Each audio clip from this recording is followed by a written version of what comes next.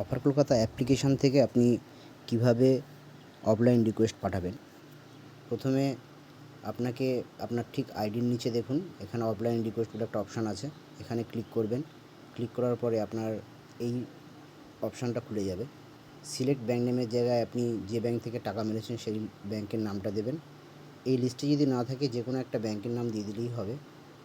Select payment মোডের জায়গায় গিয়ে সবসময় আইএমপিএস করবেন। ট্রানজ্যাকশান নাম্বারে দেখবেন যে ইউটিআর নাম্বার হয়, ট্রানজ্যাকশান করার পরে যে 12 সংখ্যার নাম্বার হয় সেই 12 সংখ্যার নাম্বারটা দিতে হবে। ঠিক আছে, দেওয়ার পরে আপনি এখানে এন্টার অ্যামাউন্ট দেবেন। মনে করুন 500 টাকা আপনি অ্যাড করেছেন বা 5000 টাকা অ্যাড করেছেন। রিমার্কে গিয়ে ওকে দেবেন। ওকে দেওয়ার পরে সিলেক্ট যে প্রুফ আছে সেখানে না দিলেও হবে, গিয়ে ডাইরেক্ট সাবমিট করে দেবেন।